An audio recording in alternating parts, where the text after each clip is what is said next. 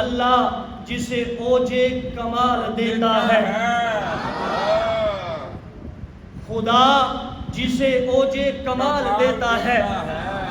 اگلا شعر اگر نہ بولے تو میں نو بڑا دکھ ہوئے گا۔ اللہ جسے اوجے کمال دیتا ہے۔ ہاں اس شعر تے میں نو پتہ چلے گا کیڑا اہل بیت دا محب ہے، محبت کرنے والا ہے۔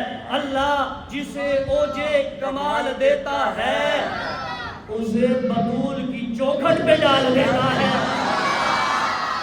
ہاں جی، شاعر کہہ رہے ہیں کسی نو بھی مقام اچا اس ویلے تک نہیں مل سکتا جدو تک در زہرا دی غلامی نہ اختیار کر لیتا ہے۔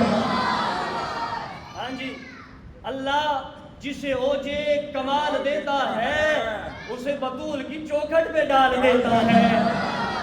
ہاں ہن قاعدہ تے کلیہ دس ہے، تھرمامیٹر دس چھڑیا ہے پرکھن دا، ایک کھرا ہے کہ کھوٹا ہے، اور سانو کی پتہ چلے گا؟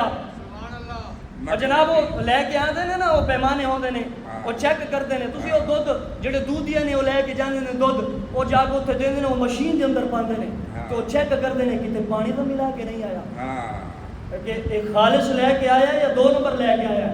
ہن خالص دی پہچان تے 2 نمبر دی پہچان لئی میں شعر عرض کر رہا ہوں، کہ میں ہن تانوں کہنا نہیں کہ تسی سبحان اللہ کہو، اگر تانوں اچھا لگے تو پھر کہہ چھوڑو گے۔ اور سنو، ہاں جی، اللہ جسے اوجے کمال دیتا ہے، اسے بطول کی چوکھٹ پہ ڈال دیتا ہے۔ پرکھنا چاہو اگر کسی کو تو یا حسین کہو،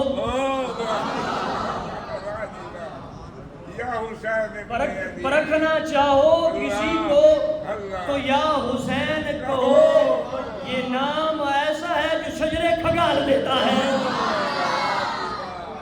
یہ نام ایسا ہے جو شجرے کھنگال دیتا ہے۔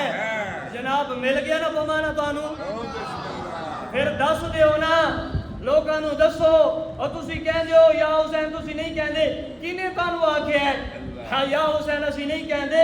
یا حسین تو ساڈی رگ رگ دے اندر وسیا آیا ہے۔